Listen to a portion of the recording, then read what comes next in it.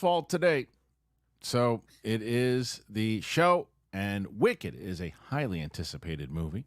It's coming out in November, same weekend as Gladiator, too, I think. And question were some of the comments by Cynthia Erivo going to be a deterrent for people? And we still don't know the answer to that question, but we do know that the reactions for the first screenings are in. And is it going to be a big hit? Is it going to be a stinker? What are the critics that saw it? What are they saying?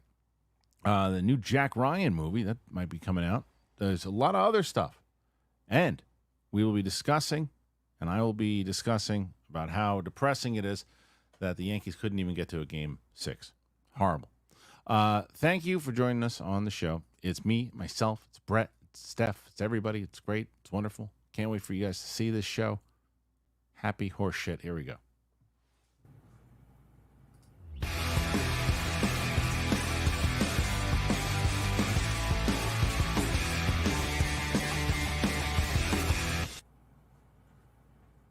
Welcome back, one and all, to the Kristian Harloff Show. It is Thursday, and becoming a fixture of the Thursday show is Steph Sabra. She is here. Happy Halloween. Oh, that's right. It is Halloween. I didn't even. You know, it's funny. You don't even have to wear any costume because you've got those ears, and I think that serves just as well. Thank you for noticing. You're welcome. You know, you would have liked what my little one wrote yesterday because it was our anniversary. My wife and I. She wrote a card, and on the card it was a pizza, and all it wrote was like a thing with its fists up. It said, "You want a pizza, me?" It's hilarious. What? I don't know where she found it, but it was hilarious. That's the perfect anniversary ever. And jumping back and forth all over the place, not just that cat in the back or the dog in the background, rather, but Brett Sheridan is here, and we didn't even switch it up. I didn't even switch it up yet. Just for you, buddy. How's your glitchy camera doing? Good? Doing great, guys. That's perfect. Probably might need to just not do the show at this point. Well, it's funny because you usually have the best setup, but today you have the worst. So congratulations on that. Yeah, I'm looking in the settings and I'm Googling right now. So hopefully at some point I'll have this bad boy going because Steph and I are going to win today. Right. Well, that's the thing, is that last week you guys got so close and it looked like you had it in the bag, and then Winston and Coy came from out of nowhere to win it. But you did beat Roca last week, but beating him this week is going to be tough as he stands at 111 right now. Ooh. Yeah. Okay. Yeah, so you're... Well, I think we can get 113, 13 for Halloween. Now Steph's freezing. So this is good. It's a good show so far. Great show so far. Yes. I really like what's happening here. Brett's got a glitchy camera. This is the first shitty virtual stream we've had since we started doing this. But I'll let people know this while we try to get everything set. If you have anything open on your computer, please shut that fucking thing down. So The Penguin is one of the hottest shows on TV. And I just had on Renzi Felice, who plays Vic. I had him on the show, talked to him for about an hour. That interview is on the channel now. I saw a lot of people who were watching that, commenting on it. Please comment on it more. Put your thoughts in there. I want to hear what you think about the new setup that I was shooting at and all that and more. So we have a clips channel that's been doing pretty good, so we hope that you like it. And, put some questions in there. Right now, Steph and Brett have a while to climb as they're at 9 before we start the actual show. Come on. Yeah. So let's see what is going on. I don't understand what's happening with Steph's camera. Why is it doing that? I don't understand. Everything's weird today. It's bizarre. because it's Halloween. Maybe because it's spooky season. Well, Steph, you know what we'll try to do? Why don't looks like it's clearing up a little bit more. There you go. It's clearing up a little bit. Okay. Let's get to this story about Wicked, and then we can discuss it. Wicked. The first reactions to John M. Chu's musical adaptation are in. Following the recent press screenings, the first reactions to Universal's feature adaptation of the hit Broadway musical Wicked have been shared to social media. Mark Cassidy writes, Universal Pictures recently had a preview of Wicked for select critics and social media influencers, and the first social media reactions are very positive indeed. It sounds like fans of the Broadway smash hit are in for a treat, although it's always worth keeping in mind that these initial reactions do tend to be enthusiastic. That said, several people who saw the movie admit to being surprised by how much they enjoyed it. Wicked tells the story of a shy, green-skinned woman named Elphaba, I guess, becomes a cackling villain with a version to Water we first met in The Wizard of Oz. Cynthia Erivo stars as Elphaba, who will ultimately become the Wicked Witch of the West, while pop megastar Ariana Grande will play Glinda, a.k.a. the Good Witch of the East. Both actresses have come in for high praise on their performances. We should get a more balanced consensus on the movie when the full review embargo lifts, but for now, this is some of the reactions. Drew Taylor, Wicked is solid, sumptuously realized, occasionally quite moving. Both leads are amazing, but also falls into some of the traps of the Disney live-action remakes that diminishes its power. Overlong, noisy, over-designed. Overall, I like it a lot, and I can't wait for part 2. Simon Thompson. Yay, I love Simon. Wicked movie is an Oz-some spectacle that pops and enchants on the big screen. An absolutely stunning vision leads Erivo and Grande knock it out of the park. While this perhaps won't convert many anti-musical folks, genre fans and diehard Ozians will feast on this. And then Lauren Vicinzi, close. One of the most perfect musical adaptations to ever exist. Wicked movie exceeded my expectations. Cynthia Erivo and Ariana Grande are match made in cinematic musical heaven. One dance scene in particular had me so emotional. Wow, I can't wait to see it again, is The Shiz. Scott Menzel. Wicked is a cinematic spectacle that serves as one of the very best big screen adaptations of a Broadway musical ever. John M. Chu perfectly captures the magic of the Broadway show while adding in some of his unique flourishes to the source material. And then the last one we'll read here is that Aaron Strecker says, happy to confirm that Wicked is the best musical to movie adaptation since Chicago and Mamma Mia. Ariana Grande is perfection. Hillbuster and I kept grabbing each other's arm in delight. So you hear these reactions. Now, we've talked about this before. It was just a screening, so it wasn't a premiere. I always take the premiere reactions with a grain of salt because everybody's so excited to be at the premiere and looking at the celebrities and the atmospheres as people who worked on it. So I don't really take those reactions. I've been in that room where it's just like I've talked about it, where I've been there and people are like so enamored by everything that they can't really give a real reaction to it. But I was always able to, Steph, because I was tired and I didn't want to be there, and I knew I had to drive about an hour, so I just knew that I was going to go, get me out of here. But these screenings are different. These are press screenings. So if I'm Universal and I'm Wicked, I'm pretty excited right now. Right. Yeah, I feel like they're pleasing the people that they were aiming for. It Right. seems like a lot of these initial critics are fans of the live action adaptations, some of these plays and theater work. So that's good. I always think it's good enough that the people you're aiming for love it, and then hopefully everyone else loves it too. Brett, do you care about this movie at all? I haven't been so focused on how shitty my camera is. Yeah, why don't you tell me when you got that, and I'll come back to you. I'm gonna pop out, and you guys do this, and maybe I'll come back when we. Or maybe you won't. All right. After the break. Well, it's nice to see it. Well, I do care about. I do love the Wicked. I've seen it live a few times, and I do love that. Oh. So yes, yeah, I've never seen it before, but I've never seen it either. I've only heard the soundtrack. There's a few bangers on that soundtrack. Yeah, you hear good things. You hear good things. Yeah. I've been excited about this. I was disheartened, I guess. I don't know if that's the right word, but I was stressed out for the team when there was the backlash going on, and yeah, I thought that was intense for. I don't know. I guess it was like. Yeah, I still would like to see her address that, and to be honest, she won't. But she did. She did. What did she say? Like, in a really roundabout way. She was like, I forget I don't want to butcher the terminology, but she basically said that she wasn't even that mad about it. But like, and then she said, I should have just kept it within my circle of friends and texted them about it. Okay. So she said something along those lines. That, all right. Well, I'll give you props on that because that's exactly what you should have done. You should have definitely kept it in, but I hope there was an apology to the fans who actually worked on it, but maybe not. It was just so. I understand when you see something and you're like, well, I don't really like that, and this is my face. I do understand that and empathize with that, but it was it feels like it was done in a very, very innocent manner. And that's the part that I feel sensitive to the fans about, because they're thinking that this is, when you're working on a property that's been around for years, Mhm. it's more than you. Like, you're just a character. You're an actor who is getting to play an awesome character who's Yeah. already been built up in somebody's head. So it's not, even though you have your own rendition of the character, it's just as much the people's character at this point. Totally. So it was conflicting. Well, the good news is this. Well, first of all, she didn't double down on it, right? Yeah, yeah. So that's part one. If I'm Universal, I'm going, okay, maybe it wasn't a full on apology or whatever it is. Maybe we don't feel like she needs to give a full on apology, but she addressed it. She said she shouldn't have.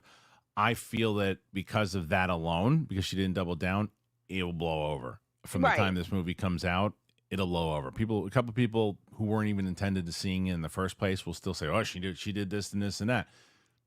The people who really want to see it, I think, will forgive it, and they're going to go and check it out, especially if it starts getting really good reviews, like it seems like it is. This movie could be huge. Now, it's a very different audience from Gladiator 2, which comes out the same day. So you're going to have a big weekend that weekend. So, Steph, you can only watch one, Gladiator 2 or Wicked. What are you saying? Oh my gosh, it sucks to answer because I do think I'm going to do a double header, but I would say Gladiator 2 because I know I'm going to watch it with my family, and I know it's the whole family will be more pleased. Yeah, I mean it's What about you? Well, no brainer for me. I'm going to see Yeah. Gladiator 2, but I am encouraged by. I've never seen Wicked. I've only heard great things about the play. I didn't love these trailers at all. I do like musicals though. So I'm not somebody who's like, well, they said in that tweet, you're not going to win over the people who don't like musicals. Well, I do like musicals, and I was a theater major, and I would love to see a really good musical. Gosh. I didn't know you were a theater major. Yeah, I was. Unbelievable. That's how I met Roca and Mike Vogel. That makes so much more sense. Yeah. So they so that particular thing is a reason I would want to see it. Now, Right. if the one common thread in all of those tweets was that it was the best musical Broadway adaptation done thus far. Strong words. Yeah. It is strong words, but I could totally see it happening just based on the cards that they have in their hands, like John M. Chu as a director, and then you have two of the greatest singers alive right now and performers. So, in Ariana Grande, like, she can really act. Her on SNL was so impressive to me. Yeah. Like, I've always seen her Jimmy Fallon interviews where she does all the impressions, and I thought that was amazing, but it's so different when you're doing like a full sketch. Sure. And you don't break character, and she gets like so into it. So I'm really excited for her acting career. Yeah, I just feel like they have a lot going for them. The entire cast is pretty stacked. So I think it will, and it looks visually really beautiful. If it's as good as these tweets are saying it is, it's going to make a lot of money. It's going to do well. I think it is actually a good pairing with Gladiator 2 if you had to go head to head with a major movie. It's like Barbenheimer almost. Opposite. Yeah. Yeah. Yeah, I think it's going to do very well. And I think it's coming out at a good time. So I'm very curious. Speaking of SNL, I watched. Who was the Michael Keaton? I think was the host. Did you watch that episode? Yeah. The worst sketch I've ever seen was that whole thing of the "Hey Soul Sister," that thing that was awful. Oh, singing the song. They the song that they did. Different song. That song, like, I understand the bit and what the joke was, but that song's not offensive. I know what they were trying to do but it was like you could have found something that would have really got, because Keenan did the reaction to it so great. But yeah, I thought that sketch was horrendous. Yeah, that one was a little lackluster for me. It was bad. There was some freaking what's his face? Dana Carvey as Joe Biden kills me. It kills me. I can't believe they brought back Dana Carvey for this. Every time I see him, I'm like, oh my gosh, that's Dana Carvey. It's insane. They're so stacked. I don't know when they've ever not been when they're doing politics, but the Maya as Kamala, him as Joe Biden. It just is, and their Trump is so good. Hey, folks, come on. Here's the deal. That's so good. Brett, are you still here? Yeah, I'm back. Brett's here. Okay, I got to set up Brett's shot again. Perfect. In a big Well, way. you know what we can do while we get Brett's shot ready? I sent the guys, or the Steph and Brett, I sent them Via, and I told them about Via because you guys know how excited I am about Via. So I'm going to tell you about Via, and I'm also going to tell you about BILT, and we'll have Brett back on the show in just a second. So here it is. Via is the absolute best. Here's Via. Here it is. As the crisp fall air now rolls in and those leaves begin to change, don't rely on pumpkin to spice up your life. You got to embrace the natural power of cannabis this fall with Via. Whether you're lounging by the fire or you're exploring new adventures, Via's premium, federally legal cannabis products are your perfect companion.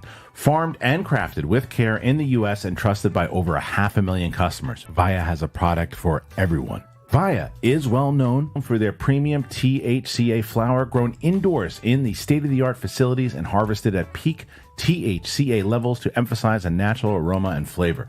They're constantly adding new strains to its website every week, as they're always receiving fresh new strains from their independent farm harvests. Via is also well-renowned for their award-winning THC and THC-free gummies. Yum. They sent me some. Loving it. Digging it. Big fan. Especially after I moved, I needed a place and I found Via. If you are 21 and up, check out the link in our description and use that code Kristian to receive 15% off. After you purchase, they're going to ask you where you heard about them. You got to support our show, and you tell them that we sent this fall. Enhance your everyday with Via. Come on, you are thanking me already. BILT. I really hope that people are going to start taking advantage here of BILT, because listen up, renters. If you ever feel like you're stuck in this loop of rent payments, just watching your money vanish into thin air, it is time to turn that rent game around and start earning some serious rewards, and that's where BILT Rewards comes in. You've done that before. You've been there. You're like, I'm burning cash with all the rent checks. I'm there all the time. I feel like it. It's frustrating, but here's the deal. BILT Rewards has figured out a way to make rent more rewarding. You say goodbye to the money bonfire and hello to a renter's revolution with BILT. BILT is breaking ground as a neighborhood rewards program that hooks you up with points on your rent. Every month, you pay your rent and you watch the BILT points roll in. You can use your points to book fitness studio classes, redeem them towards a future rent payment. They're designed to meet your lifestyle.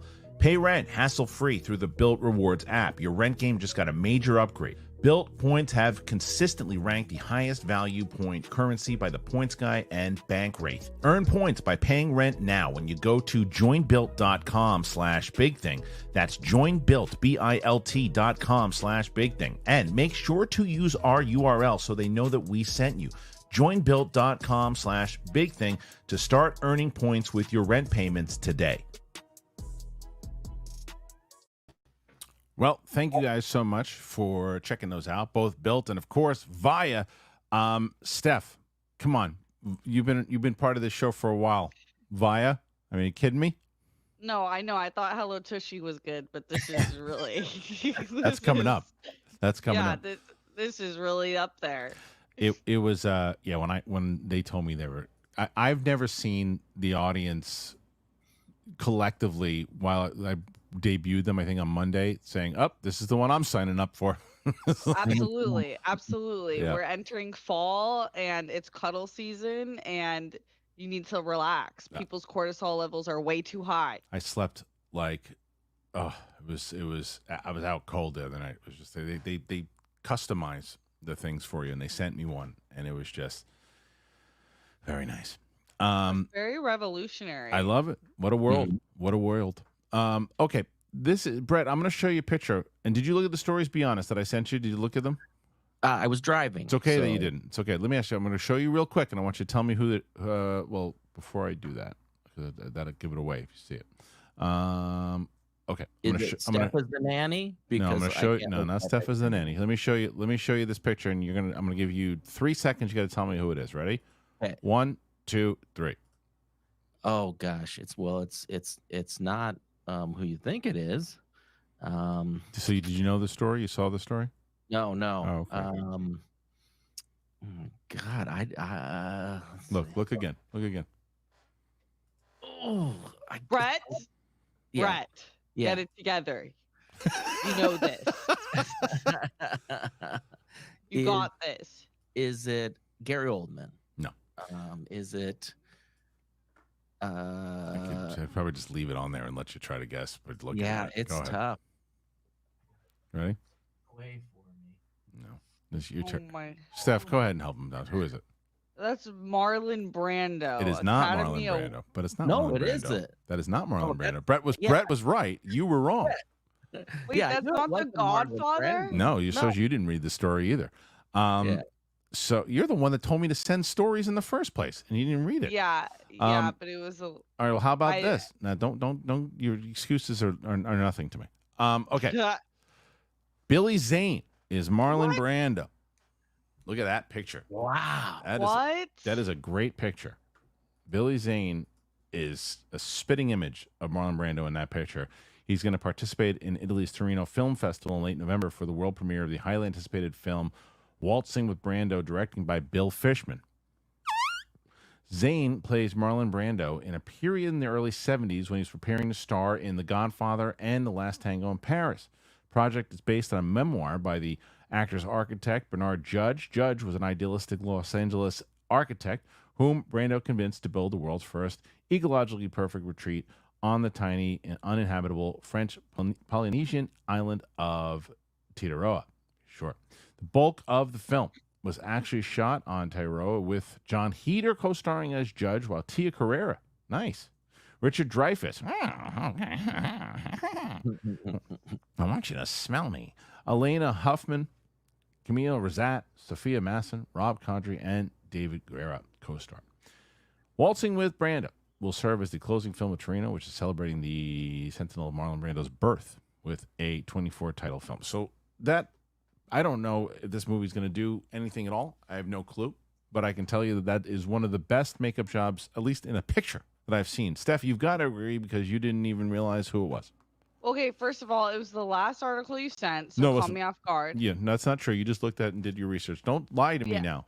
And then second of all, I have to apologize to Brett because I thought that he didn't know who the Godfather was, which would have been absolutely insane. Yeah, no, I didn't know this was this was a weird question. I knew Kristian wouldn't ask me if it was Right. Marlon Brando. Okay, yeah, Yeah, you were the 2 thing that- steps ahead of me, and Yeah. I was 10 steps behind. I see. I'm I mad at accept myself. I defeat. should have done it to you. I accept defeat. I thought you read the story. That's crazy makeup. Crazy makeup. Really Whoever good. did that should definitely be nominated this year. It's really, really good. And I don't know how good the movie will be. I don't know. But Right. Brett, what do you think? I think it looks great. I mean, if going off of pictures, I think it's going to be an amazing film. Fun fact, my mom has a medicine bottle of Marlon Brando's that she found in like an abandoned Oh, house wow. in the middle of like the panhandle of Nebraska when she was playing. So Hey. he lived there briefly. Props to Mama Sheridan. I only said that because I know she'll tell me after the show Right. that I should have said. I'm not going to spoil it yet because Agatha all along I didn't see yet. Did you watch? You're watching it, Brett? No, I forgot it was on last night. And This finale. So here's A 2-episode finale. So for people who've been wondering, if Sadie and I are going to be doing the reactions to it, we were going to try to do it today, but just with Halloween and everything else with the kids, and it just didn't work out.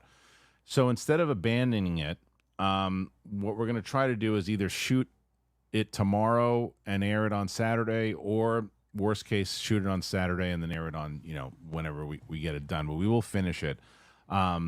But it's just been tough. I realized that we can't have Sadie do TV shows because it's just not. Her schedule is just, it's too contingent on the kids. So, Okay.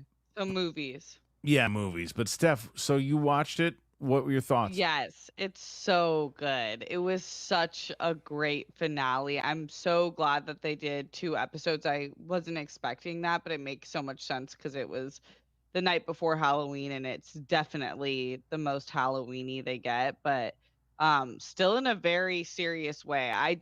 I'm so impressed with this show. I think they did such a great job. It was really a great finale. So I did watch, because I realized we're not going to react to it. So Sadie, I did watch, it was episode 7, and thought that was great.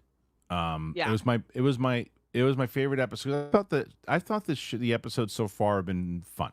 They've been fine. I thought that was a very well written episode, and anytime you play with time and you do it well, you're gonna get me on board. And Brett, you saw that one? Yeah, very cool. I love this show, by being homophobic. Yeah. Call back to the last show. Only Nice. joking, people. No, I love it, and I love that it's something that, as much as I hate not being able to watch it every week, it was nice that we had something to look forward to. But I'm old and I forgot was on Wednesday nights. Oh. Yeah. But I mean, it's also picked up in the ratings and stuff too. So, I'm curious to see how the finale did. I'll be checking it out. Is it just a one-off, or is there gonna like WandaVision? Well, it's always hard to say because the MCU, the way it plays, is that any of those characters could come back even if it's not in another season. It could come back. They can come back in a different movie or something. So, who knows? I don't know. But yeah, I guess the other side of it is that Steph, you've been watching The Penguin, right? Right. Did you get a chance to see the interview that I did with Renzi? No, not yet. I'm so excited to. Yeah, we talked about a lot of stuff, and the question that I asked him that I loved his answer to, and I'm probably going to put it out as a clip out, was why, without spoiling anything, I'll just say this. Well, no, I guess it would spoil something, but there's a particular moment that his character makes in, I think it was episode 3, a certain thing that he does, and I asked him exactly like why the character did it, and he had a good answer to it. So I asked him about Miles Morales. I asked him about a bunch of things. So, but I need to catch back up with him because we can both grieve about how shitty the Yankees played.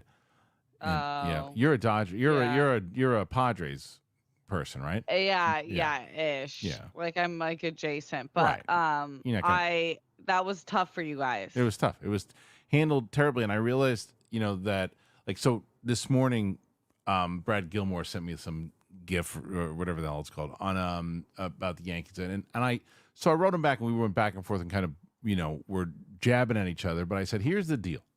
I said, you can have your little thing. What do you want to say? Because first of all, you broke the rules because your team didn't even, they weren't even in the conversation.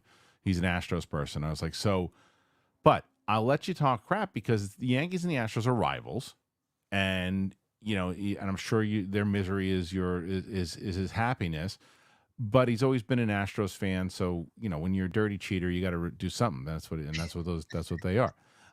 But nonetheless, I understand when you're a Texas Rangers fan and you decide because you live in Los Angeles that you're going to be a diehard Dodgers fan now, and then you're going to talk smack. There's one thing: you can root for people. You want to root for people? I live in LA. I'm going to root for them. Home team. Okay. You're not allowed to become a smack talker for that team, Winston. You're not allowed to do it. Oh, Winston's doing that? He's quieted down on the he hasn't I haven't heard him on time. I'm sure he's waiting for Friday, but he's gonna get it. And Steph, I'll tell you what. Yeah, go ahead. I think that's a fair point because I like the Dodgers because I've lived here for so long, but I'm not defending them. Like I'm not going out to fight for them. Right. I'm just like, oh, that's cool that they won. I'm happy for them. That's right. And that's because you live there and you're not going to pretend to be a rival for no reason. No, especially not against the East Coast team people. No. I feel like you guys run life differently. He's a Texas Ranger fan. So what are you talking I feel like my mom and my wife were going to come to blows on text thread that we had because my mom's a Yankees fan and Lonnie grew up here and her dad made her watch games. That's different. That's different. That's different. Yeah, that's my mom was taunting her. She sent a picture of a Yankee shirt. I'm like, Mom, are you starting shit with my wife? Okay, but here's the thing. That's a warranted beef. Like it's probably not pleasant for you, but it is. The claims are valid. Claims are valid. Yeah, it's a fair beef. You can't be a Rangers fan and then say, "Oh, because I live here, I'm going to start talking smack." It doesn't. This is why I plan to talk to Winston yesterday. Winston might be one of my favorite people that I met in Los Angeles. I hate him as a sports fan. I think he is the epitome. I think he's the epitome of what a front-running, horrible sports fan is. I think as a human, he's a great person, and I trust him with anything. As a sports fan, he is the epitome of a crap fan. Yeah, it is definitely a different side. Yeah. Yeah. If I would have been talking smack to you, knew it would be bullshit because Right. I don't watch sports. You know, so I shouldn't. Lonnie could do it. I can't. She lived here. Yeah. Wait, what did you think about the Yankees fan that tried to pull the It ball was out? the funniest thing I ever saw. Did you see this, Brett? No. Whatever the guy in the Dodgers, the right fielder, he catches the ball in the foul territory, and New Yorker not only tries to get the ball, they double team, they hold his arm, and the other guy sticks his hand in the glove and rips it out of his glove, and then he's like, "Well, he was on our side." And it's like, It what? was crazy, and It was they kept crazy. running the video in slow motion, so it really felt like, first of all, the outfielder was catching air for like 6 seconds Yes. straight and being held against his will. It was hilarious. It was so New York. It was so New York. Was this the last game last night? No, this is game. I think it's game the first. My son came out of the room and said, "Hey, do you want to watch the baseball game?" Oh. I'm like, "Yeah, let's do it." Look at that. You know? Steph, I have great news for you because you're Yes? the only person who really understands this person. Okay. Hey, Steph, look at me. I'm here for you. Oh my Hi. gosh. How you doing? Kisses? Hi. Hi. Thank you. See? Now, you don't run away. Ro can run away. And because you didn't run away, I'm not going to put these on your head. Oh, thank God. But I I put thought them... it was his leg at first. Oh, no, I already it's not have, mine. I already have these balls, so I can't. I Yeah. can't afford the weight. I understand. Well, I just want to let you know. I likes you a lot. You're nice. I can't believe you're here. Thank you. I feel like I just entered into the Rogers movie. Well... Oh no, what's no? happening? I'm sorry. Let's go away. Bye-bye. Testing the waters? Yeah, he was little dirtbag. Oh my gosh, amazing. Yeah, so he's doing it. He is. But you, motherfucker. Oh my Come here. There he goes. There he goes. Is that a little? Yeah. A little penis on it. I can get that little guy right there. Oh my gosh. That's what I do. That's what I do. Bye-bye. Perfect. Going to jail. Yeah, he's gonna be in jail with the Yankee fan who stole the ball. Yeah. Anyway, it was hilarious watching Roker try to swat him away.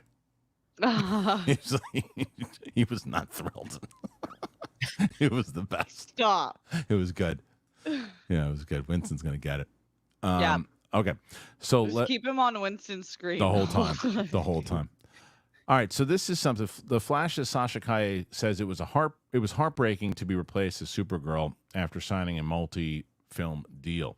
Sasha Calle has now opened up about her experience filming The Flash, admitting that it was heartbreaking to end up being replaced as Supergirl after signing a multi-picture contract.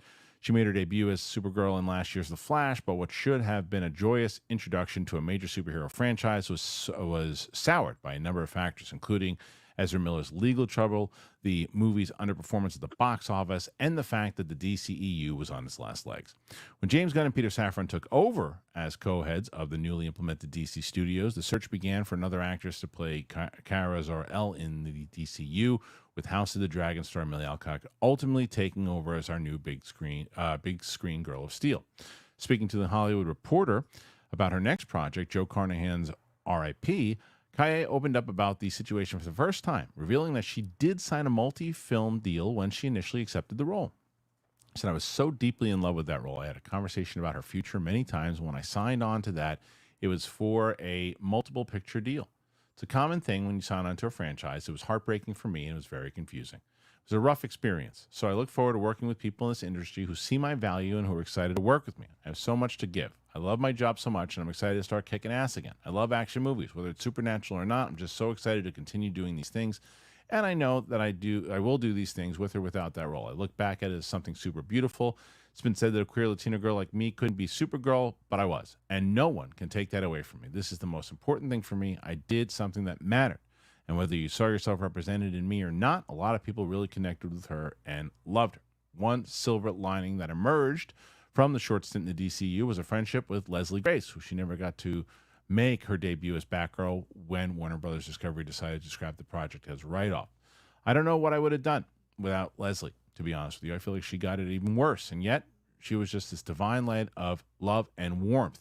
And even though it came from a really confusing and painful situation, we got to have this beautiful friendship that is true and honest and sincere and kind, and we were there for each other, and I'm happy that we had each other then. Kaya's take on Supergirl proved to be one of the more popular aspects of The Flash, so it's a shame she won't get the opportunity to reprise the role. Maybe another comic book movie will come on down the line. So I think that her comments are classy. I think she handled herself well. I don't think it is wrong you can't expect her to go, that's business. That's the way it goes. And, sometimes it is. It's like, no, I was bummed. I signed this deal. I was confused. I didn't know how it wasn't handled great. And I was bummed about it. I really loved this, and I thought I was going to play it for a while. Because when you sign on to that deal, you don't know all the stuff that's happening, the inner workings within Warner Brothers about how they want to change it up and bringing in James Gunn. And it's the same question I asked Renzi Felice, right? I asked him, I said, were you nervous when they brought in James Gunn? And before I can even finish the question, he said, yes, I was. But they had an Elseworlds thing, and they also had a pretty popular series. This is a movie that was part of the DCEU, plus wasn't popular.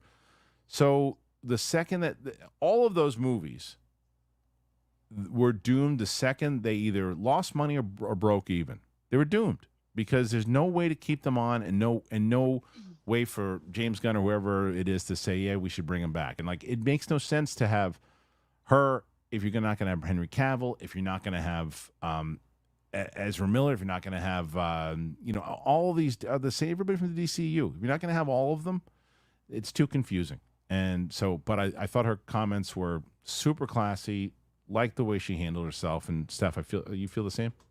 Yeah, I'm so impressed by that statement.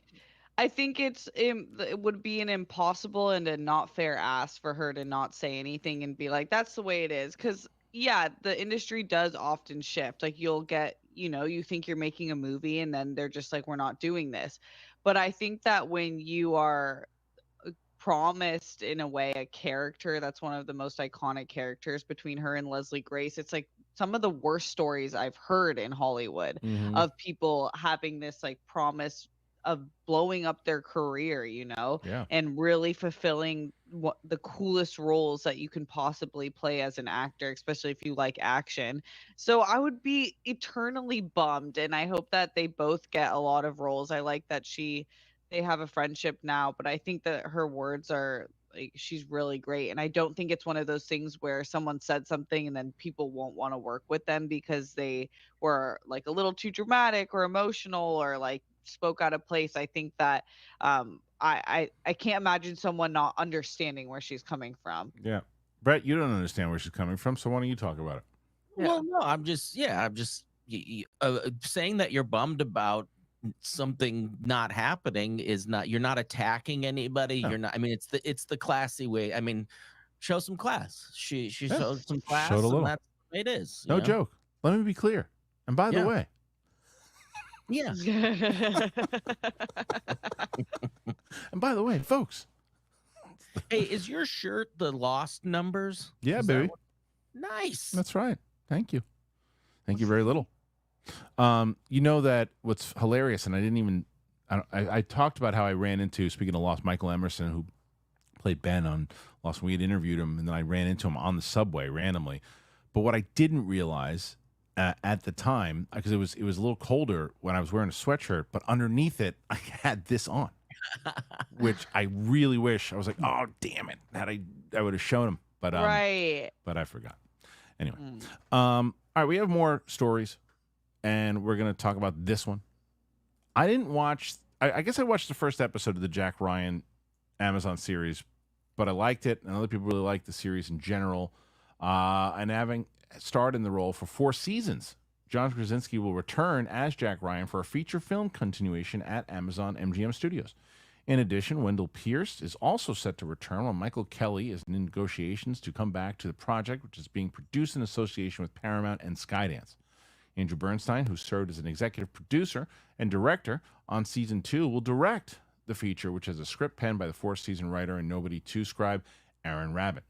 Set in the Tom Clancy Ryanverse, the series ran from 2018 to 2023, 30 episodes, but didn't directly adapt any of the books. Rather, took inspiration from them to tell modern-day stories. The series remains ranked upon Prime's top 3 most watched series globally. Krasinski, Allison Seeger, and Andrew Form will produce. This is, to me, a no-brainer. It was a popular show. We haven't had a Jack Ryan movie in a while. If you're going to make another one, why not do one with the guy who played him successfully on a series for 4 seasons? So, Brett, did you watch this show at all? You're going to be surprised by this, Kristian, but no, I did not. No, you did not. Steph, did you watch this one? No, I funny. didn't check this one out. Yeah. It is funny how it's not like even on here, Steph. I know. But I know. but it's not a show that's like talked about as much as like some of these other shows, but it is popular, right? Right. But look, you can get Krasinski to do it. I still feel Amazon might overspend. I don't think they should overspend, but this is again a no-brainer to me. Yeah, it seems like I would want to go see this. I'm always down for like a new action movie franchise, and I like John Krasinski. So did you watch any of the other be... ones though? Did you watch any of the Jack Ryan movies? No. Oh, you've never seen any of the Harrison Ford ones, or no? Really? I haven't. Clear, which is Clear and Present Danger. None of those. You should watch those. They're really good. Yeah. Hunt for Red October. No, but I've heard of that. I think is that right? I thought in Hunt for Red October, I feel like Alec Baldwin played Jack Ryan. I know that he played him at one point. I don't remember it was that movie. Someone can tell me in the comments. What's his? Does he not play by the rules? What's his deal? No, it's like he actually does play by the rules. He's and there's a great one where he the Harrison Ford's version of him.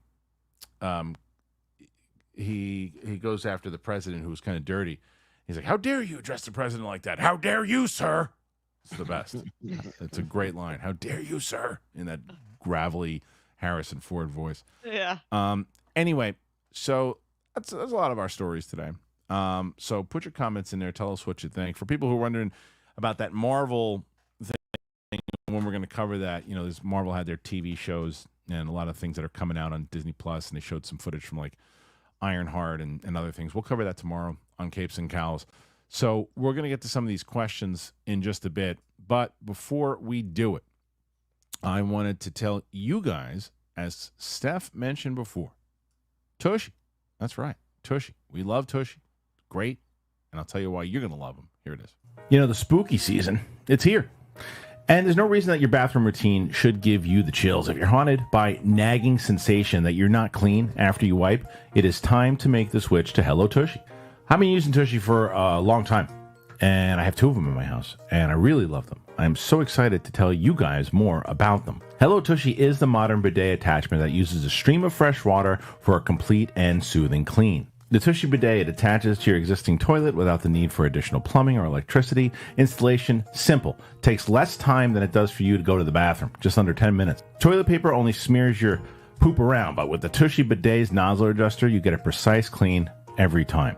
And every Hello Tushy bidet comes with a 30-day hassle-free return and a 12-month warranty. Get one of these, especially for Halloween. Get one. Clean your butts. You guys will be thanking me, I promise you.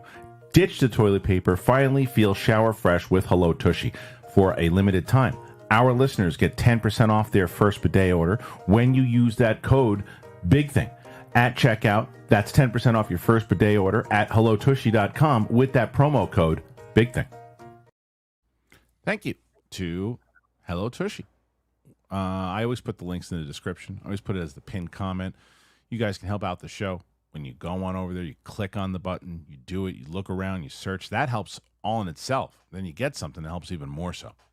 All right, Steph, got news for you. Yes. 25 right now. Okay. It means you're looking at around 90 that you'd need an additional 90 in order to beat Roka by the end. But also the other good news is that we're only about 45 minutes into the show, so you got a little extra time. Let's go. So let's see what you can do it. You had 2 back-to-back performances of over 100. I don't know. We'll see. Here is the first question, and that first question is from Hank Pym. Love Hank Pym. Brett, very important question. Yeet or no yeet? And do you know what that means? there's yeet, and then there's what's the opposite of a yeet? No yeet. No, there's something. No. There is an opposite of yeet, but I know what yeet means. What's it mean? It means like to yeet, Throw it toss at something. Yeah, that's I right. think. Yeah. So You yeet or toss. no yeet? Steph's, no, is that not what it means? Well, I think yeah, that could be it. It's also just like like a term of like an excited expression. Yeah. That's true. Somebody tell me in the chat. I'm not looking at it. Tell Kristian. Heat, What? heat. Heat. But Yeet? throw works definitely. Yeah. Is it yoink? No. No, it's yeah, something. yoink off in the bathroom. All right, here's the next one. Yeah. So this one is from Ian Davis. Huge fan. You three are the best. I'm always curious what cars people drive and what they listen to on a commute. We'd love to get an answer from all three. Right now, I'm leasing a Toyota RAV. It's nice. It's nice. I like it. I wasn't expecting to like it, but I do. That is nice. What about you guys? I am driving a little Mercedes, Look at but I you. do want to switch to electric. What I listen to on my drives is I always am either listening to a master class, just the audio, because you don't Mm. really need to see the video, Nice. or like music. So I'll do right now Glorilla's new album and Meg Thee Stallion's Act 2 album. Those are on my listens. Okay. Do you want to go back in time when Meg Thee Stallion was on She-Hulk and I didn't even know who she was? Yeah, that's crazy. Do you remember that? Can you, I like, thought that was a made-up person. that's insane. Like, you were just like, oh, they're just like, Yeah. so you probably hated that. I hated it. I didn't even know what it was. Yeah. I thought I was like, I 'Cause don't know it's what such a random then cameo. It makes no sense if it's not her. No. Brett, Oh. what are you driving? I'm driving a 2007 Honda Odyssey minivan, otherwise known as the Millennium Falcon, because yeah. I've been through a lot. And I used to listen to music all the time, but now I've been listening to Stern. Oh, nice. Every day on my morning drive, and God, he's getting some good interviews lately. I think he's coming towards the end, and people. Yeah, I just want to go. This could be a last part of the run. Yeah, music for me. I like a few different playlists that I just go through. It was yesterday. It was it's funny because my oldest is into Nirvana, so we've been listening that's to cool. Nirvana. Nice. Yeah. Derek Johnson, just some early support. Thank you, Derek. Roman Thank Fedora. you. Hey, grateful to be here with you all wonderful people. Keep bringing being your awesome selves, to which he follows. What are some scenes from films that never fail to make you laugh? For me, it's most of the series from Blazing Saddles and Zombieland, my two favorite comedies. Easily, for me, one of my favorite comedy performances is Lloyd Bridges in Hot Shots 1. Has some of the best lines. I remember that I had seen it so many times, but Ellis, when we started doing schmoes together, and we were both just losing our minds on rewatching that movie. Have you ever seen that movie, Steph? Hot Shots? I don't think. Oh my God. Oh no, yeah, I don't think so. I really that's one that if I was in LA, I would want you to do that reaction because it's so. Remember some of those lines from Lloyd Bridges? What I wouldn't be to be 30 years younger and a woman. It's so good. We'll tape his favorite shows. He won't miss anything. It's hilarious. Is there anyone that stands out to you, Steph? What shows make you laugh? Or what movie? Movies probably just like Megan McCarthy's entire arc in Bridesmaids, or when they Melissa like McCarthy. Melissa McCarthy. Yeah, where they all get like crazy diarrhea in the street. It's funny. That one, and then Austin Powers when he is like trying to reverse and does like a 20-point turn. That to me is just classic. Great. Yeah, Brett, you got one? God, I would say TV shows. No, movies. The Office, Movie scenes. anytime. Movie Oh, scenes. you said TV also. I know, thought. but I movies. God, I don't.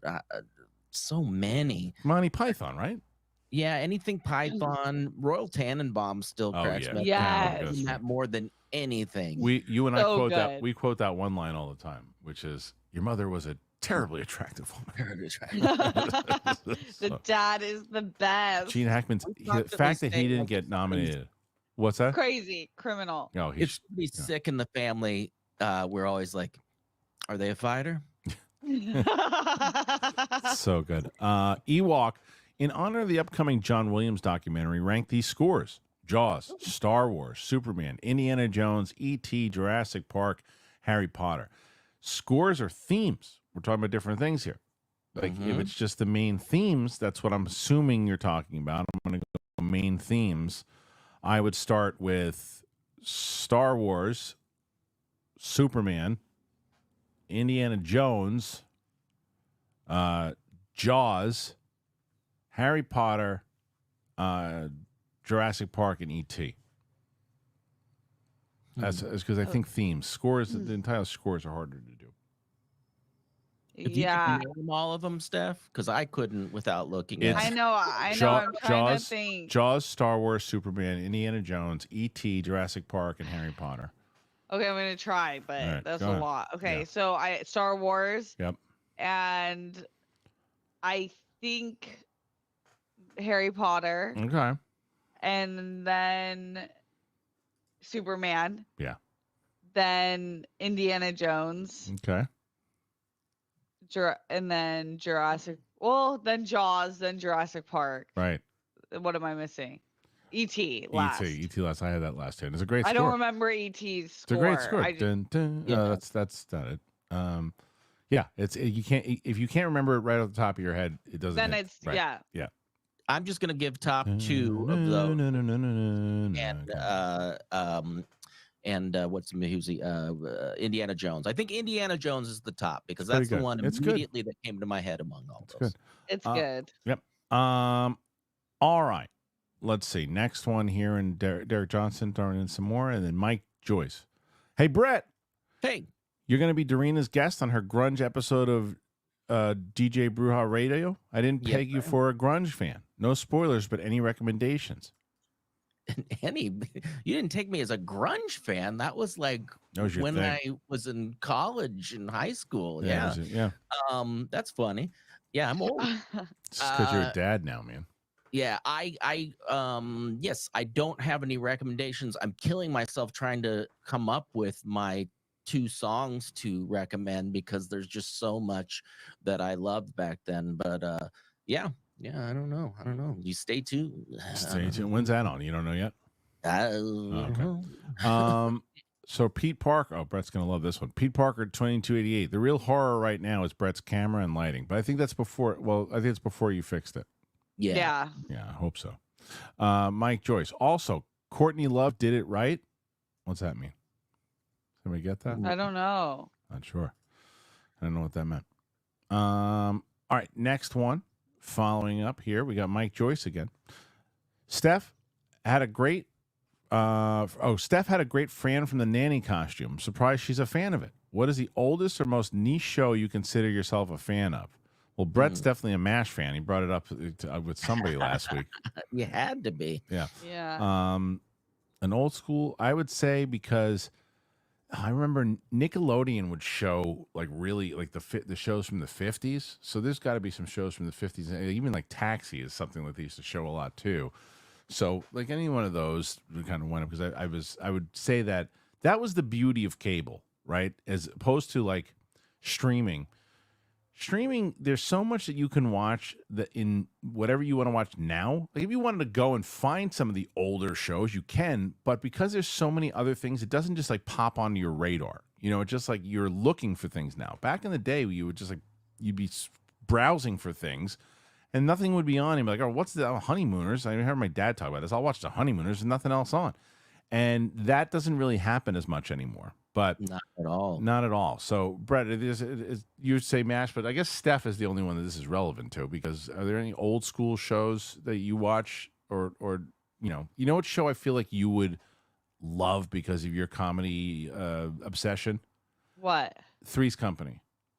I haven't seen that. You would love Three's Company. Okay. Watch some old episodes. John Ritter was a damn genius, comedic genius, and like Three's Company. Okay. it's so up your alley. And do you know the premise of the show? No, not at all. It just shows you this is the 70s, just a very different time. And so Jack Tripper is looking for a place to live, so he winds up answering an ad from these two women, Joyce DeWitt and Suzanne Summers. And Suzanne's like Summers, like the hot blonde, and then you had the brunette for Joy DeWitt, but Janet and Chrissy. So they had to, but the thing was, the landlord was not going to let a guy live with two women. So he pretends that he's gay. Oh my god! And like so many different things kind of happen throughout it, but it's still one of the best comedies of all time. 8 seasons, damn. Okay. Oh yeah. It was a huge hit, massive. It turned John Ritter into a superstar.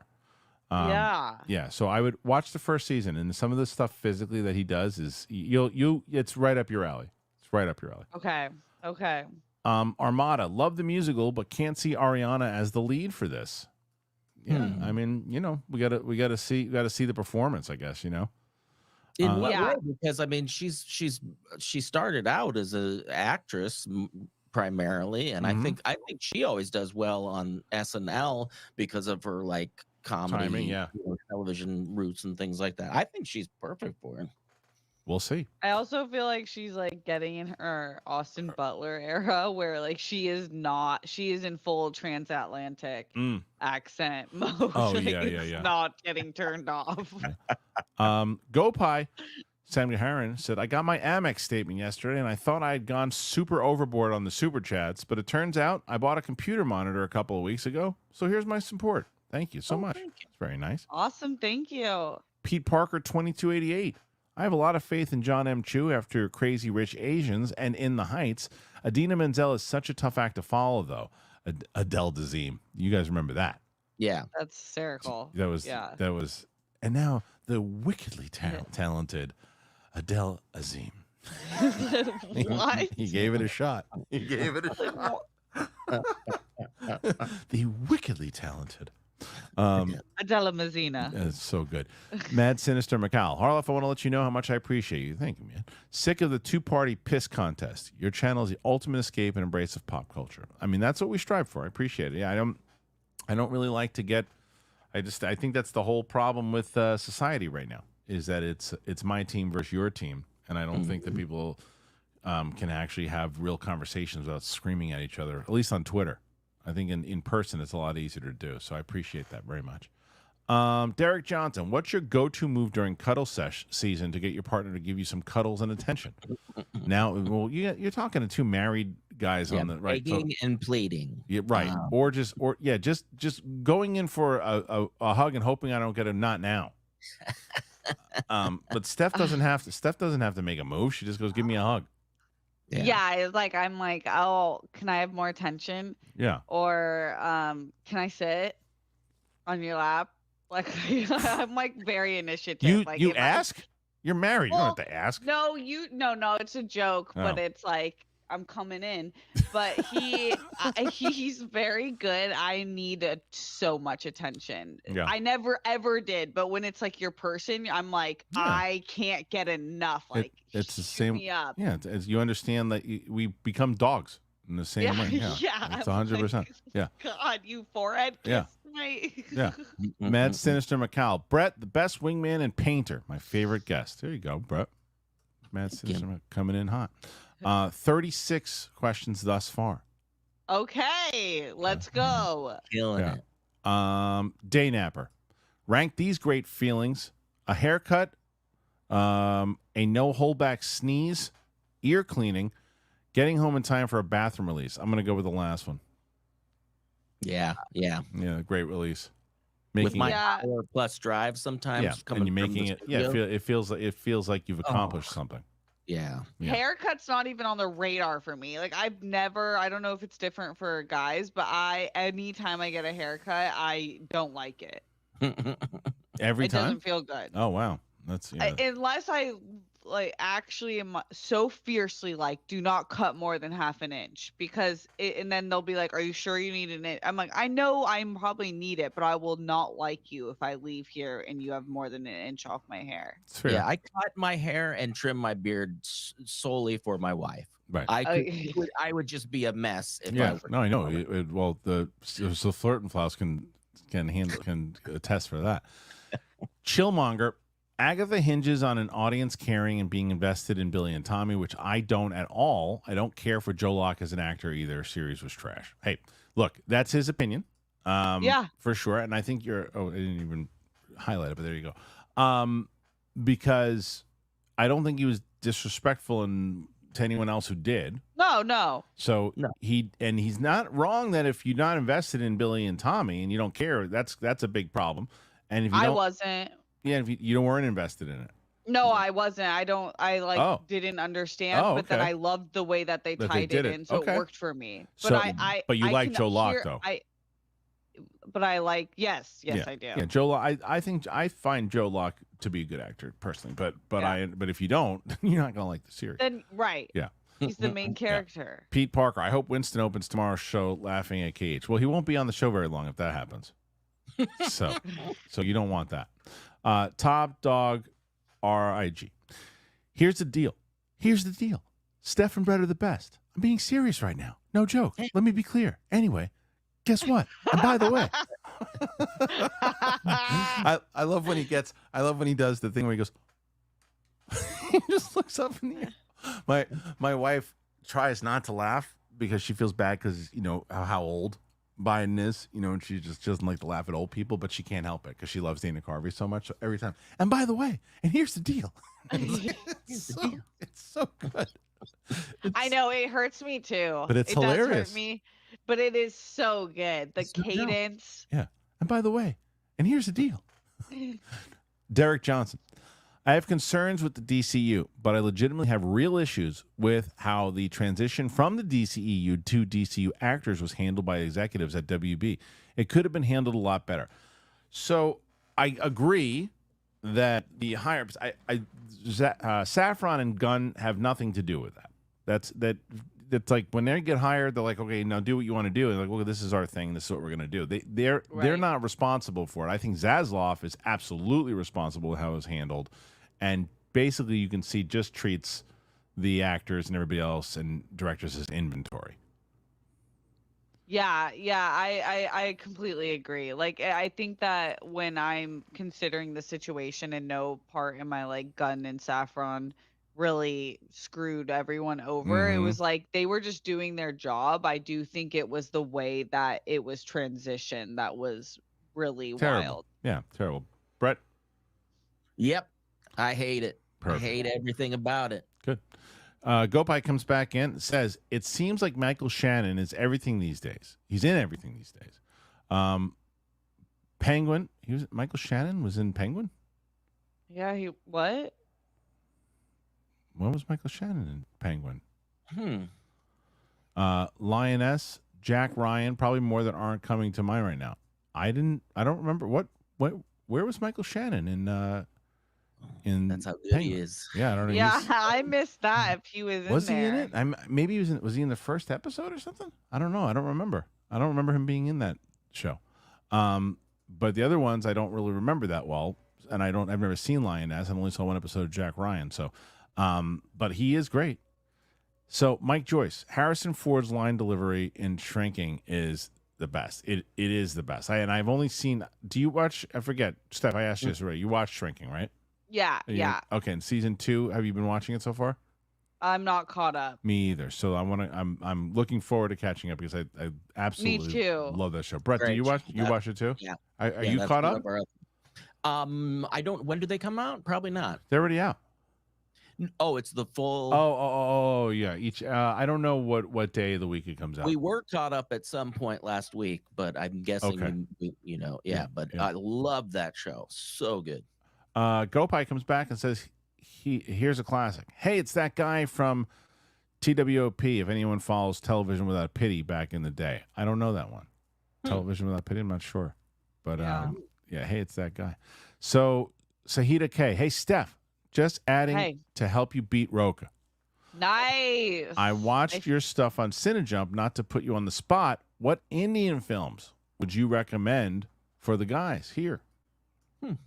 The first one that comes to mind, I think it's called Dongal. Okay. It's really good. It's a sports movie, and Oh, it's one of nice. my favorite sports movies of all Wow. time. I think it's one of the highest grossing films of all time too. Really? It is so good. Yeah, it's like a Soccer? father daughter. No, wrestling. Oh, really? Like what? But nice. like collegiate wrestling. Yeah, I think Olympic wrestling, and okay. it's based on a true story of a dad who coached his Interesting. daughters, Okay. and it was super taboo at the time, and he had to like really work for them to get into the ring with the guys, and they would like beat ass. It was amazing. Nice. Okay, that's a good one. And Gopat then follows up and says Michael Kelly, not Shannon. I've been corrected. Michael Oh. Kelly. Which one's Michael Kelly? Let me make sure. Still drawing a blank. Yeah. Okay. Let me see. Oh, Michael Kelly from House of Cards. Oh is yeah, that- yeah. He's great. Yeah, he's great. He played. I forget what the name of the character in Penguin, but he is great. He is popping up in a lot of stuff. That makes a lot more sense because I did see him in that trailer for the Lioness too. Yeah. Joey Pedras, favorite Richard Pryor performance or bits? Oh. It's so hard for me to not pick The Toy because of my childhood. I Yeah. absolutely love that movie and love his performance. You know what clip has been making the rounds recently? You remember In Living Color? Yeah. So Damon Wayans did a commercial, a spoof commercial. Richard Pryor scared and everything because he's like, oh, he does this thing. He's pouring cereal, like, oh, and he's like running. It's really funny. But I would say The Toy. What about you, Brett? That's Brewster's I'm right Millions? there with you with Oh, the okay. toy. That was amazing, and what a way to take something that is like very questionable at the beginning, Oh yeah. and make it so heartfelt. I mean, that one made me cry so much. That and laugh. It's a a great great movie. all around. Takes you through all of the emotions. Have you ever seen that one, Steph? The Toy? No, I haven't seen that one. Actually. Have you heard of it? Yeah, I've Okay. seen. Well, because I was later introduced to Richard Pryor Okay. because like he's just ahead of my Yeah. time a little bit. But when I watched See No Evil, Hear No Evil, I that's a was good one. like, It's a good one too. the one where he's like, I'm black, like Yeah. in the middle of it's like so Yeah. good. Yeah, he's stir crazy. Yeah. Pete Parker, 2288. What was really going on behind the scenes during the infamous Jane Fonda schmodown moment? You said you hated every moment of it. Yeah, it was because there was, so for people who don't know the schmodown, there was a moment where John Roca had scribbled. He knew Jane Fonda. He answered it and scribbled and wrote Jane Fonda. And he turns around and he goes, what's Jane Fonda? Right? And the rule is you had to write it down legibly and say it at the same time. So he was playing against the Patriots. It was Jeff Snyder and JTE, and it was a title match. So they were like, no. And then there was this big controversy with that. And that was a whole big thing. And then it was on the spot. We're shooting, and we were like, well, what do we do next? We made the wrong call. And because to like reset it, we had this Patriots spin again, and then they hit a topic that helped them out. Roca flipped out behind the scenes and this whole thing, and it was terrible. That's not like one of the worst ones. One of the worst ones was Andreyko and Roca when all that stuff went down with I forget what it was. Was it I can't remember what it was, but there was some controversy with that, and Draco was all pissed off. The amount of people like pissed off at that game. It's one of the reasons that if we're making $1 million on that show, it's not worth doing it. I was talking to Ben. Right. I was talking to Ben Bateman last night. He called me up, and he had a great meeting with someone. And it turned out that they were fans of the Schmodown, and you were just and the person was hoping that the Schmodown would come back. And I was like, it's just, first of all, there's so many different things that would have to happen in order to do that with the resources that we didn't have any really resources then, but we had enough tools with what we had to make it work. Now we don't even have any of those because we're not all together doing stuff. And it would, like, Mark Cuban would have to dump like $5 million and go, here you go, run this for a year. Here's $5 million. Go take it, see what you can do with it. And then it would be worth it. But no, thank you. Go Pie. People don't talk about Bleach enough. It's great. The Nirvana album? Oh yeah. Yeah. I was Uh, actually considering one of the songs off of Bleach Yeah. but I don't Yeah, know. it's great. Tom Hanks watched Trap last night. It's one of the worst movies I've seen in a while. Everyone made such idiotic choices. Not sure if it's supposed to be bad on purpose. It's funny because I was just talking to Wicked Art because we do. So for people who don't know, for members on this channel and for patrons, we do a thing that you guys really should take advantage of. Where we do, it's called the Bar, and we send out this link, and at the certain tier, you come in and you do a video call with me and whoever else, patrons and members, and we talk for about an hour. And yesterday we were talking to Wicked Art. Said he's like, yeah, I know there's a lot of some stupid choices that were made, but he was entertained by it. There are some really idiotic things that happen in that movie, like idiotic. Like it's bad. Did you guys see that one? Yeah. No, because I'm hearing kind of this. So some dopey stuff. Yeah, some dopey stuff going on. And this one is from Jesus CM. I didn't love the Agatha finale. In the words of the great Harloff Minor, it landed like a wet fart. Oh, yeah, I haven't heard bad things about it yet, except this is the first one, and if Jesus says it, then it's probably right. Yeah. Right. I don't know. Cooley, hi. What's up, Cooley? Hey, fam, just recently watched Homeward Bound with the fam. Have you ever heard of the theory that the older dog in the movie didn't make it home in the movie? Anyway, love and light to all you. Be easy. I never even knew there were fan theories about that movie. So no, I'm not sure, but that's one that people really dig also. No? Anybody else have that theory? No, I haven't seen that. I don't remember the movie at all, but that's amazing that there's an entire theory part about of it. portion of this website. And Cooley High follows with Brett. You're super funny. I need you in movies. Oh, thank you. I agree. I agree too. I do need that as well. You do need that too. ZB and Brett. This is gonna be for me and you because it's just gonna go over Steph's head. Oh God. The Ropers or Mr. Feely? Mr. Furley. Oh, Mr. Furley. Oh, geez. I think Furley gives the more comedic moments. Furley, yeah. I mean, I'm a Don Knotts guy too. Furley had some really silly moments. Roper was great, but it was more that like Archie Bunker thing. Yeah. And Furley was more feel the hatred kind of. Yeah, well, he was definitely it was more like an anger thing, and even the way he talked to his wife and everything too. But like Furley was just like the lovable kind of idiot. In the faces he would make, and and I will bet money that if Steph actually watches the show, Furley will be she'll like Furley better. Okay. Yeah. Cooley High, Steph and Kristian, both your Alien Romulus watches were great. My wife and I laughed our asses off watching it. Steph, I can't wait until you get to Fast X. Yeah, it was. That was a big controversy on my channel, is that we were cracking jokes during it, and crazy. I don't give a shit. No, I love that movie. Yeah, I don't give a shit. We're at Good, Kristian. Stand your ground. I am. We're at 49. You're about like this close. You're a little. Well, yeah. You still got a shot. You got a shot to hit 50. Derek Johnson, what old TV show would you like to remake? Would you want remade? I'd love for a remake of Taxi. I don't know. It depends on how. Taxi, but it's Uber. I was gonna say that it was maybe you really can't do that, but then Battlestar Galactica. Did you ever watch that pilot, Steph? No, I need to. You're full of shit now.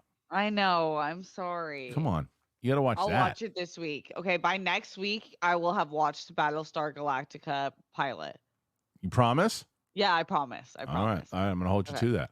Okay. Pete Parker 2288. He's putting me on the spot here, and I don't like this question. Julia Roberts or Adria Arjona? Don't lie. When are we talking? Are we talking about right? Adria Arjona is the one from Morbius and the freaking Hitman and Andor. An absolute smoke show is the follow up. Is what it is. Are we talking about today? We're talking about like. Today, then it's Adria Arjona. All time, Julia Roberts. They're so different. So different, but they're like both just absolutely stunning. I don't know. Yeah, Sahita K. Dangal is great. Mine is Salar. Total dudes film. I don't know this, but that's a good one. Yeah. Dom rambles. Hey, Steph. You're my favorite reactor, and I love your analysis of the films that you watch. Thank you. What techniques have you all used to get better with talking about films on YouTube? Well, Well, Brett, go ahead. let me start on Yeah, this. Go ahead. yeah. Go Take ahead, it away. please. You have to get into the mind of the filmmaker and the and you have to watch everything. I mean, even like if you don't feel like it and you don't have the time, you've got to watch everything. And you just, but a lot of it for me is just instinct. Keep going. So when I started this in 2015, I believe, I was one of the top movie review panelists on the hit show, the Schmoes No Show, and dearly loved by all the fans. Never once had a bad comment about not knowing anything about film. What do you think about that, Big Balls? Well, I just looking. You caught me. I just looking. Yep, I understand why you're married. Oh, damn. Wow. You got a compliment. Wow, he's doing it. Okay, so there you go. The reason for as far as me is just what I noticed, even getting back doing stand up after I hadn't done it so long, I realized that this helped me out do that. You're talking to people, you're understanding, how to analyze stuff. It's a back and forth like in a conversation. So that just paying attention and listening. It's always, and it comes to the most with interviews is always listening. I always couldn't stand interviews when I'm watching them, and you see the interviewer talking to the person, and before they're even done answering, you can see the interviewer rattling off in their head their next question. And there's that stupid answer of, oh, yes, interesting, definitely. It's like, you don't have no fucking clue what that person just said to you. Yeah. I hate it. And so that's what I always try to make sure I'm always listening. What I like about Kristian's interviews is he doesn't ask, like, what's your process and shit like that. Right. Like, God, I hate that question because it's such an actory, snooty bullshit question that nobody cares about. Nobody cares about their process. Well, what I do is I, harness the energy of the. And they don't like talking about that shit either. Like it's like I'm telling you, when I was talking. Yeah, I mean it depends. When I was talking to Renzi, he's like you could tell he was excited just to be in this show. So I was trying to approach it to like, if anybody was in this show, like what it was like, and if he said something about Colin Farrell, I'd be like, oh, it's gotta be crazy kind of working with them in general about that. But then we started talking about baseball and moving across the country and all that kind of stuff. And it's just like, to me, I think that more people would rather hear someone in a long form conversation, just have a conversation like they would at, a coffee shop. So, all right. Paige Chaudry. Kristian, Steph, and Brett is better than peanut butter and jelly. What is your favorite sandwich? I'm glad that you asked me this question because Steph, you know that I've told you about that deli that's right near me. Yes. And Brett, I'm so sorry that I didn't discover this deli when you were here because it's phenomenal. And I'm probably I would most likely either get a chicken cutlet sandwich, but I most likely will get my go-to on a big piece of like Italian bread.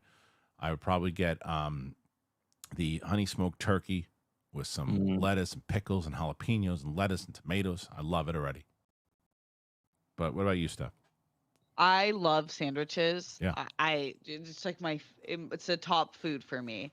So I just love anything like on a baguette, Dutch crunch. You throw avocado, chicken, and like I like a ton of sauce, like honey mustard, that sounds good. I like that.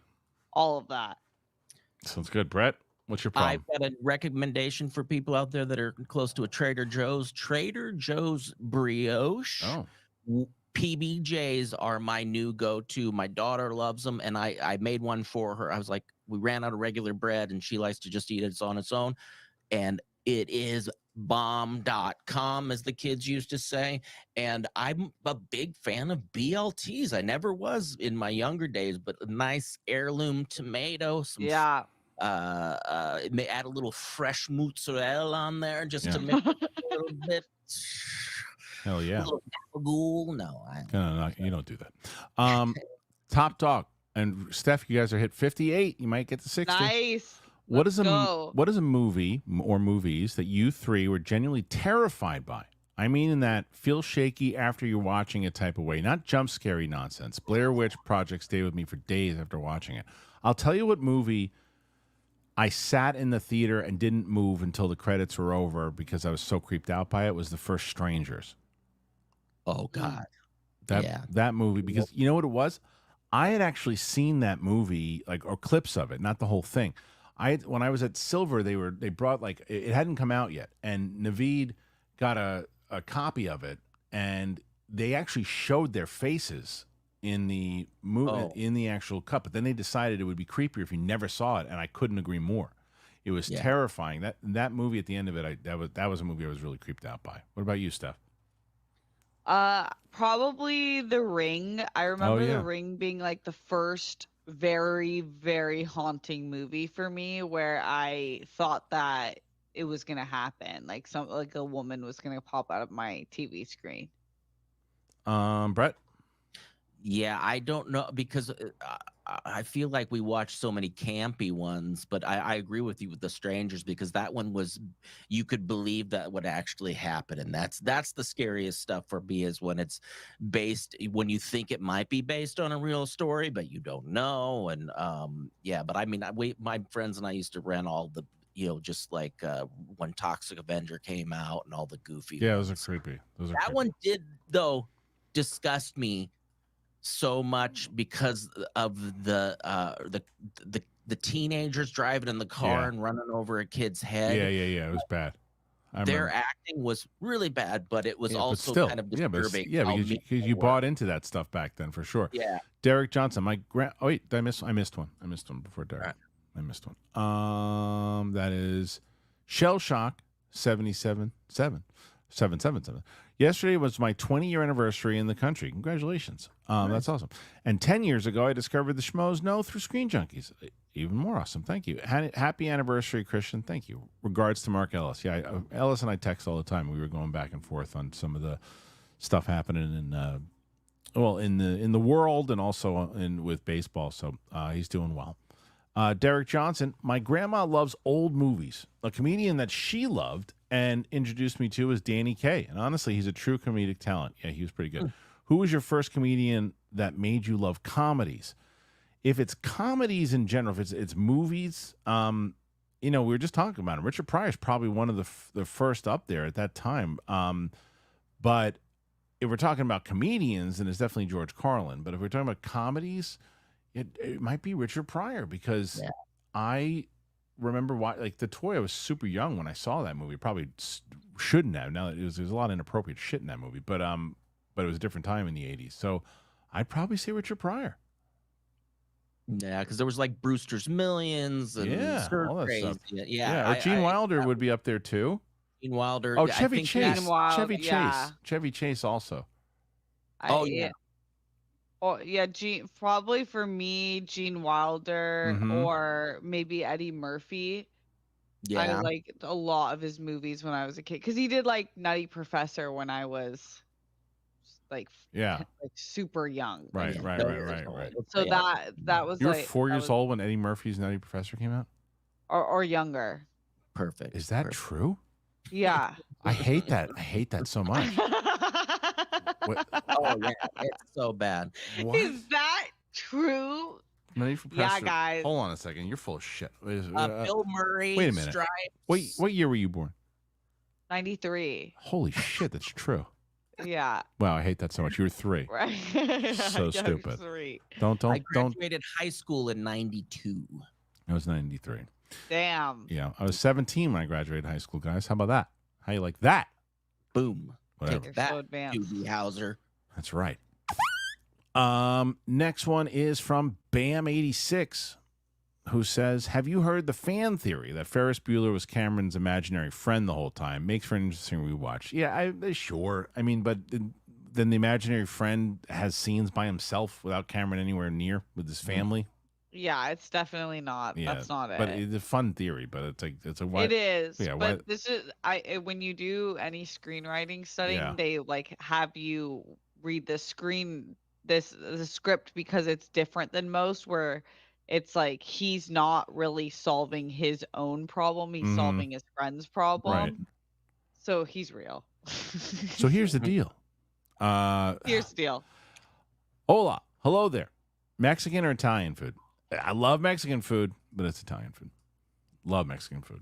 That's so hard. It's hard. It's also a lot harder here. I can tell you this. You forget because, you just associate. Yeah, of course, there's a lot of Italian places in New York, right? I'm not kidding you. I dropped my kid off to, she's taking Taekwondo right now, right? Amazing. Yeah, so we counted from a 6-minute, just not all the way home, but just 6 minutes from, it basically from my office to her Taekwondo, we counted 8 Italian places in a 6-minute drive on one side of the street. That's not including east and west. That's crazy. Yeah, there's some really, Brett, remember that place that when you were here, we got that takeout from that where they gave the family style? Oh yeah. How good was that place? So I'm going Italian. What about you guys? Steph? Go on, Steph. I'm saying Italian because I don't know, for some reason it's better on my tummy. It's hard. It's hard to say when you're in LA though too, because the Mexican food is way better in LA than here.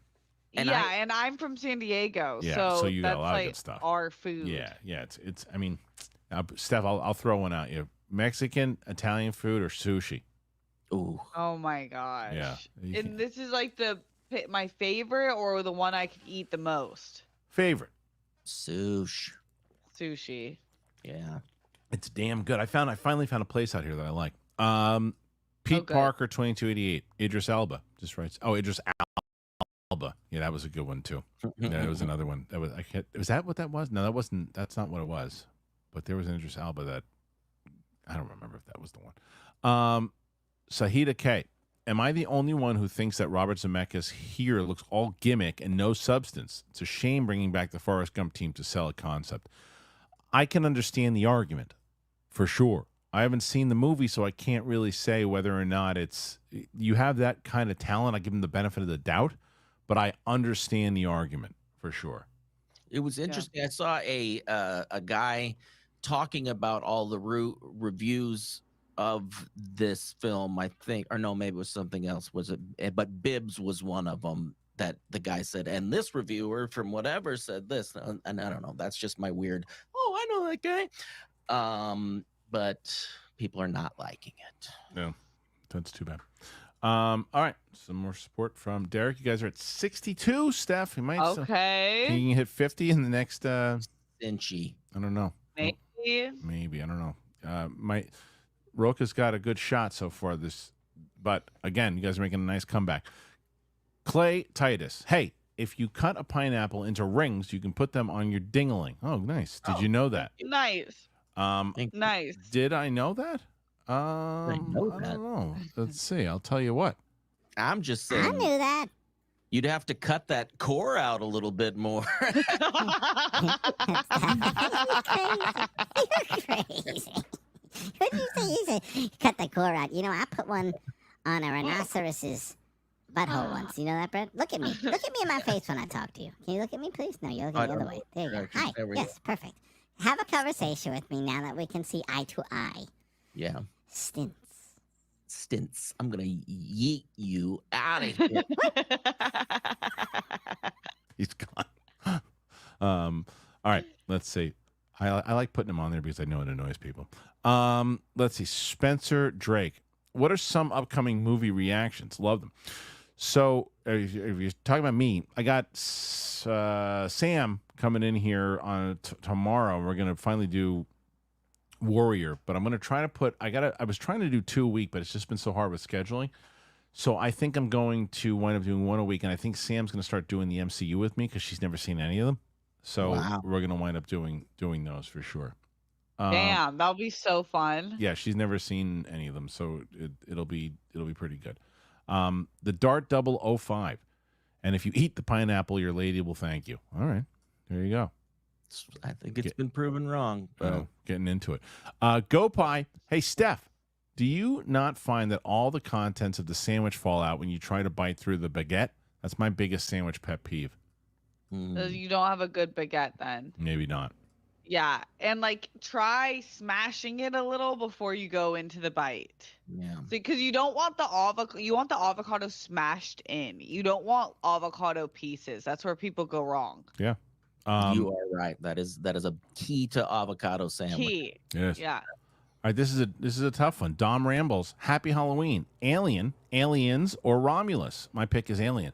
I don't think it's fair to Romulus. I would tell you that I think Romulus is the third best movie, and that is a compliment, because there's been so many shit ones. So I would actually go Aliens, Alien, Romulus. But for horror fans, I completely understand if they chose Alien, Aliens, and then Romulus. But Brett, you haven't seen Romulus yet, right? No. All right, so Steph, you have seen all three of those. Where would you go? Yes, I think I don't know. I definitely would put Romulus third, but I think it's such a great addition to the franchise. Yeah. The first two are just unbelievable. They're some of my favorite movies ever. So I don't know. I go back and forth, but maybe Aliens then Alien. Okay. Yeah. Well, look, good news, bad news. Good news is that we reached 63, and that's pretty good. Okay. Bad news Yes. is the show's over. What? Okay. I know, I'm sorry. But you guys did a great job. You got another one, actually, 64. Mike Joyce. The Substance is on Mubi right now. Reaction soon. I haven't watched it, so maybe I can. I don't know who I'll watch that one with, because I know there's kind of like a horror element to it. I don't know if Sadie will be able to handle it, but maybe we'd check that out. I do want to see that one, so it's a possibility. The Substance, for sure. I hear great things, and that's it. So, thank you for joining us here too, Steph. Where they can find you? At Stephs Abroad, the World Girls. And what kind of plug you got going on today? How many Zerflirt and Flouse comments did we get last week? Oh, dude, it was the most comments we've had in any of the episodes of Everything's a Game.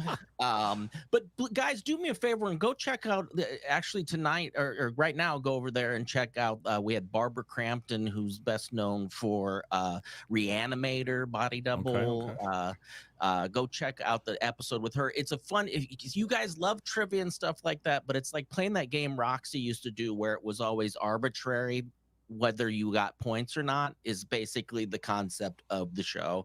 I'm on it a lot more. I know a lot of people said they wouldn't watch it because I wasn't on very much, but I'm on a lot more now. And please help us out. We're a up and coming YouTube channel, Above Board TV, Everything's a Game podcast. Thank you. Whatever. No, I'm just kidding. Thank you for joining us. We're on Apple Podcasts. We're on Spotify.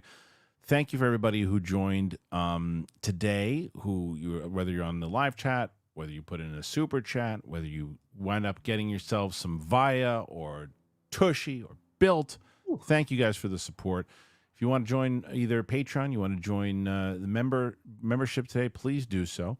And really, really appreciate it. Derek Johnson, he ends us today and says, this is support just for big balls. Well, thank you so much. Nice. And we will see you guys. This is the most pro big balls panel that you're going to get. And we appreciate it. And we'll see you guys much later. All right. Bye, everybody. See you on the flip side. Peace.